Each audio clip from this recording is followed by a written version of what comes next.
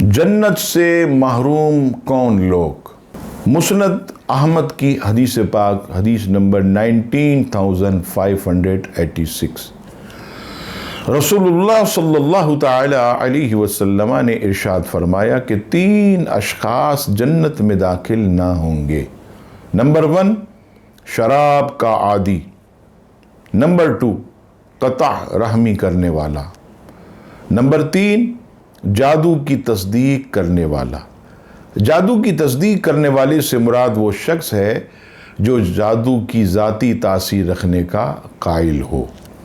دوسری حدیث پاک بخاری شریف، حدیث نمبر 6920۔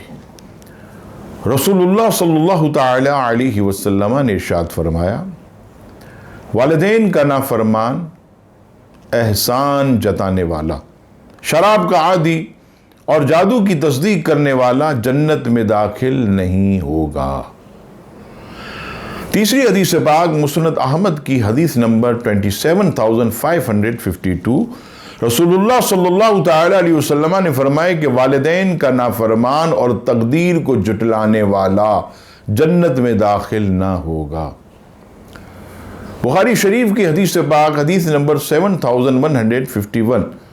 رسول اللہ صلی اللہ علیہ وسلم نے فرمایا کہ جب اللہ نے کسی رعایا کا نگران بنایا، پھر اس نے ان کے ساتھ خیر خواہی نہیں کی مگر یہ کہ اللہ اس پر جنت کو حرام فرما دے گا۔ یعنی جو اپنی رعایا پر ظلم کرے، خیر خواہی نہ کرے، تو فرمایا ایسا شخص جنت سے محروم ہے۔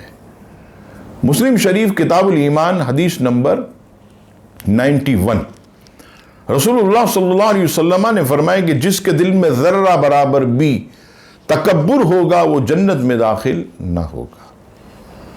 امام حاکم اپنی مستدرک میں نقل کرتے، حدیث نمبر 7245۔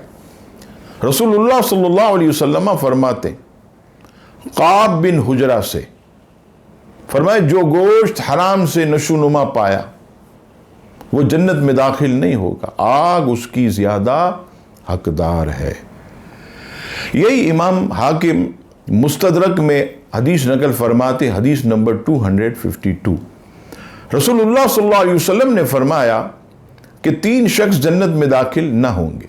سب سے پہلا والدین کا نافرمان۔ نمبر 2، دیوس۔